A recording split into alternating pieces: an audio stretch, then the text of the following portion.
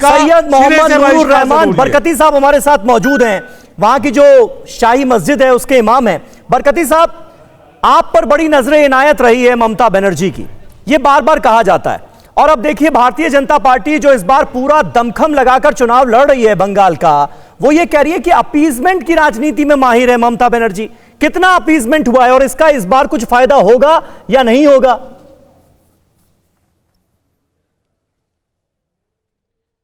देखिए, मैं ये कह दूं आपसे कि ममता बनर्जी जो है जी, उनसे हमारा कम से कम 40 या 38 साल का मामला है, राब्ता है।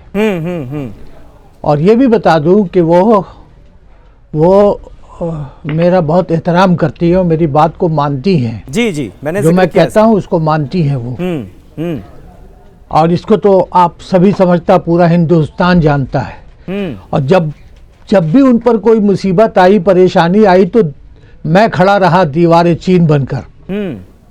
आज मामला यह है कि एक तरफ डेमोक्रेसी है, दूसरी तरफ फॉसिस्ट ताकतें हैं।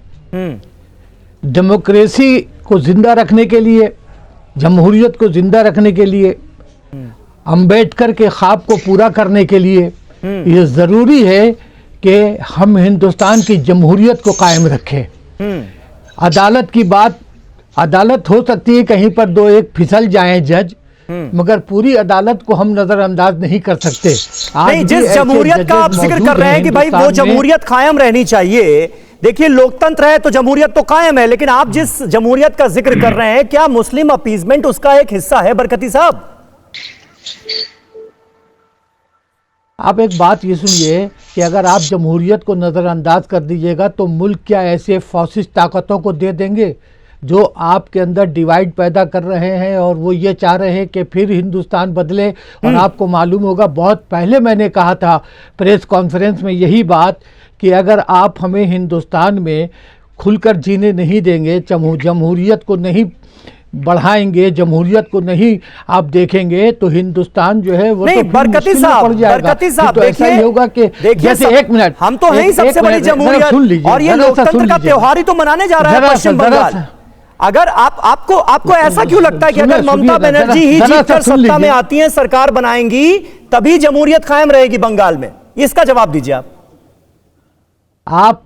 मैं आपको दावे के साथ कह रहा हूं कि ममता बनर्जी जीत रही हैं, हार ही नहीं सकती हैं। ये तो आप बीजेपी का दावा है जो गलत दावा है, मगर वो हारेंगी। वो अपने हार को बीजेपी नहीं बताती है या आरएसएस नहीं बताते हैं। हाँ। लेकिन ममता जीत रही है, ये 100% है। और अगर बीजेपी आती है तो गंगा जैसे नापाक हो जाती है, उसको पाक करना पड़ता है।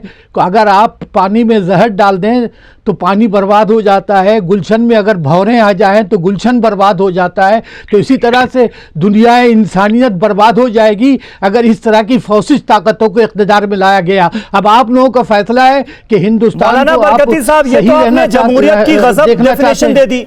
न्यूज़ टॉप 9 रोज सुबह 7 बजे और शाम 7 बजे सिर्फ TV9 भारतवर्ष पर।